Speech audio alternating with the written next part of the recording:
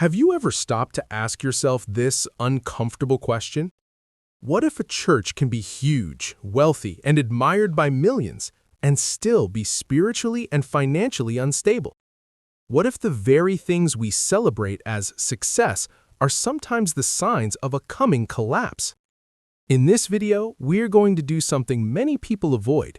We will carefully examine megachurches that once had massive followings, enormous buildings, and global influence, but eventually lost everything and went bankrupt. This is not an attack on Christianity, and it is not meant to mock believers. It is an honest look at real stories, real decisions, and real consequences. What you are about to hear may change your mindset about church growth, leadership, and what true biblical success really looks like. We will be talking about warning signs that were visible long before the collapse, signs many people ignored because the churches were too big, too popular, and too powerful to question. Now let me ask you a serious question. Are you truly seeking truth? Because if you are, then you must watch this video to the end. The Bible warns us in Hosea 4:6, "My people are destroyed for lack of knowledge," not because truth was hidden, but because it was neglected. Ignorance of truth always comes at a cost.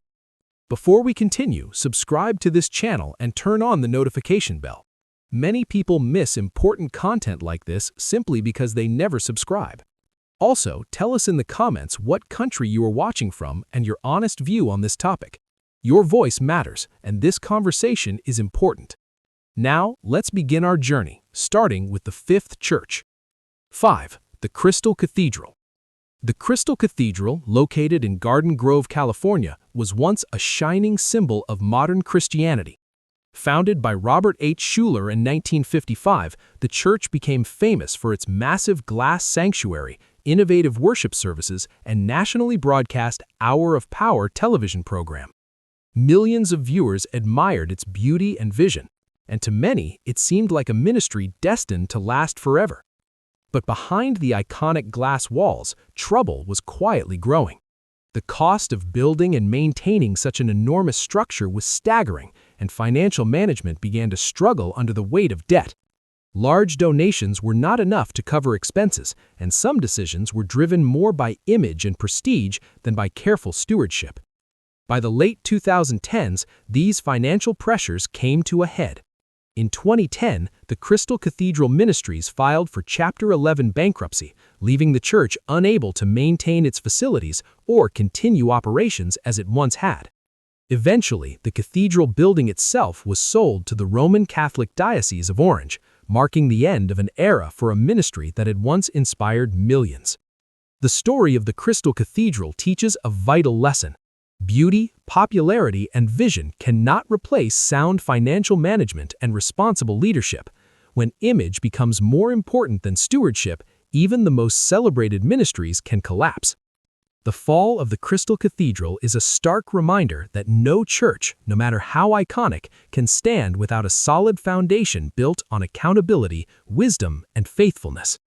4. World Changers Church International, Creflo Dollar. World Changers Church International, founded in the mid-1980s by Creflo Dollar, grew from a small congregation into a global ministry with international branches, television broadcasts, and millions of followers. The church became one of the most visible voices of the prosperity gospel, teaching that faith, positive confession, and generous giving would lead to financial increase and physical well-being. For years, the ministry expanded rapidly. Large conferences, media reach, and impressive facilities reinforced the idea that the church was thriving and divinely favored. To many supporters, its growth was evidence that the message was working. However, serious controversy erupted when financial priorities became public. In 2015, Pastor Creflo Dollar openly asked members and supporters to contribute toward the purchase of a Gulfstream G650 private jet valued at approximately $65 million. The request was framed as a necessity for ministry, arguing that commercial airlines were unsafe, restrictive, and incompatible with the demands of global preaching. This appeal immediately sparked widespread backlash, both inside and outside the Christian community. Critics questioned how a ministry that preached sacrifice and faith could justify asking ordinary believers, many of whom struggled financially, to fund such an extravagant personal asset. The controversy intensified when the request appeared to contradict earlier public statements in which the pastor had criticized other ministers for similar practices. Although the fundraising campaign was eventually withdrawn after intense criticism, the damage was already done. The issue was no longer about a jet, it was about trust, transparency, and stewardship. Past reports of luxury homes, expensive vehicles, and a lavish lifestyle were re-examined under a harsher light. For many followers, this moment exposed a widening gap between the message preached from the pulpit and the financial reality at the top. As scrutiny increased, public confidence declined. Attendance and influence reportedly weakened, and the ministry's reputation suffered lasting harm. While the church did not collapse overnight, this controversy marked a turning point, showing how financial scandals can quietly erode a global ministry from within. The lesson here is clear and sobering. When personal luxury becomes indistinguishable from ministry vision, credibility suffers. A church may continue to exist structurally, but once trust is broken, its moral authority and spiritual influence are never the same again. 3. Mars Hill Church, Mark Driscoll. Mars Hill Church began in the mid-1990s in Seattle and quickly grew into one of the fastest-growing megachurches in America. Led by Mark Driscoll, the church attracted young adults with bold preaching, cultural relevance, and a strong emphasis on authority and discipline. At its peak, Mars Hill operated multiple campuses across several states, drawing tens of thousands of attendees each week. But the rapid growth came with a dangerous foundation: control disguised as leadership. Behind the scenes, former elders, staff members, and congregants began describing a culture marked by fear, intimidation, and spiritual abuse. Leadership was highly centralized with little accountability. Those who questioned decisions or raised concerns were often silenced, removed, or publicly shamed. What was presented as strong biblical authority increasingly looked like authoritarian control. Financial concerns soon followed. Reports surfaced that church funds were misused, most notably in a controversial marketing scheme that used church money to artificially boost Mark Driscoll's book onto bestseller lists.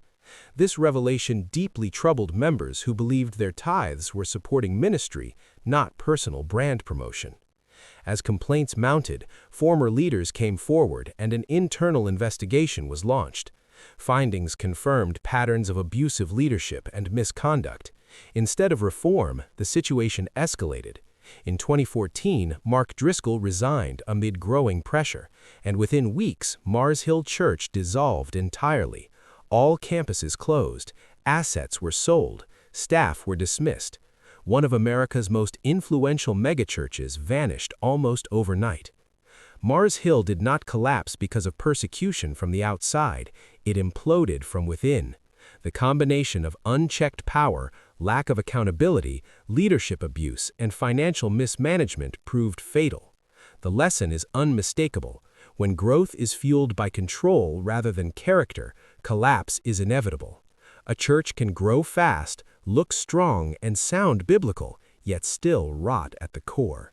Mars Hill stands as a powerful warning that no vision, no charisma, and no popularity can replace humility, transparency, and godly leadership. 2. New Birth Missionary Baptist Church, Eddie Long. New Birth Missionary Baptist Church rose to national prominence under the leadership of Bishop Eddie Long, a charismatic and influential preacher based in Georgia. At its height, the church attracted tens of thousands of members, wielded major political influence, and was considered one of the most powerful black megachurches in America. Eddie Long's commanding presence, persuasive preaching, and public image positioned him as a spiritual authority far beyond his congregation. But beneath the charisma was a critical weakness, a lack of accountability. In 2010, the ministry was rocked by multiple lawsuits accusing Eddie Long of sexual misconduct involving young men who were members of the church. The allegations claimed that spiritual authority and manipulation were used to exploit trust. Although settlements were eventually reached and no criminal conviction followed, the scandal severely damaged the church's credibility and fractured its membership. As legal battles intensified, attendance declined sharply and financial support weakened. The church faced growing debt, unpaid obligations, and internal instability. What once appeared unshakable began to unravel as members struggled to reconcile the message preached with the behavior alleged. Further strain came when Bishop Eddie Long's health declined, limiting his leadership presence. Without strong structures of accountability or transparent governance, the church struggled to recover. After his death in 2017, New Birth faced continued financial challenges, leadership transitions, and a long process of rebuilding trust and stability. This story reveals a painful truth. Charisma can attract crowds, but it cannot sustain a church. When leadership falls and there are no systems of accountability, the damage spreads far beyond one individual. New Birth Missionary Baptist Church stands as a reminder that spiritual authority without oversight invites collapse, and the consequences are felt by an entire congregation. 1. PTL Club, Heritage USA. PTL Club, founded by Jim Bakker and Tammy Faye Bakker in the 1970s, is often remembered as the original American megachurch empire, long before the term megachurch was widely used. Based in Fort Mill, South Carolina, the ministry combined a nationally broadcast television program, an amusement-style Christian theme park called Heritage USA, and sprawling facilities that drew tens of thousands of visitors annually. At its peak, PTL was a billion-dollar enterprise, blending evangelism, entertainment, and business. But behind the glitz, luxury, and televised smiles, serious problems were brewing. Financial mismanagement became rampant. PTL raised enormous sums from viewers and supporters, promising spiritual rewards and eternal blessings in return. Much of this money was diverted to cover extravagant personal lifestyles, including luxury homes, private jets, and a personal air-conditioned dog kennel, symbols of a ministry that had lost sight of its spiritual mission. The scandal escalated dramatically when investigations revealed fraud, embezzlement, and misuse of donor funds. In 1987, Jim Bakker was convicted on multiple counts of fraud and conspiracy, resulting in a 45-year prison sentence, later reduced to 8 years. The fall of PTL shocked the nation. Heritage USA declared bankruptcy, the television ministry collapsed, and the empire that had once seemed invincible was gone. The PTL saga demonstrates how excess, unchecked power, and lack of accountability can destroy even the most celebrated ministry. It is a stark reminder that spiritual influence cannot compensate for ethical failure. Jim Bakker's empire fell not because of external critics, but because the very foundation of trust and integrity, financial transparency, honesty, and godly leadership was abandoned. Heritage USA remains a cautionary tale. Megachurch success without stewardship and accountability is a ticking bomb, capable of obliterating even the most iconic institutions. Conclusion. The stories of these 5 megachurches, from the Crystal Cathedral to PTL Club, reveal a sobering truth. Size, popularity, and wealth do not guarantee spiritual health or divine favor. Megachurches can rise quickly, inspire millions, and project power and success, but they are not immune to failure, collapse, or judgment. When a church prioritizes image, personal luxury, or unchecked authority over stewardship, accountability, and humility, the foundation that seems so solid begins to crumble. What looks like blessing can mask serious problems, and what seems like growth can hide ethical and spiritual decay. This is a call to return to the basics: biblical accountability, humility in leadership, and true stewardship of resources. Faith is not measured by the size of a building, the number of followers, or the grandeur of ministry programs.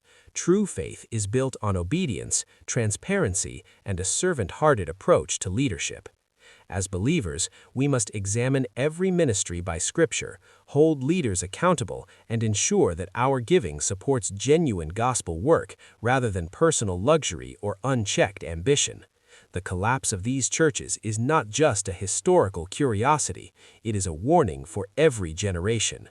Let us remember, God's house is meant to be a sanctuary, not a business, and a ministry's strength comes from its faithfulness, not its fame.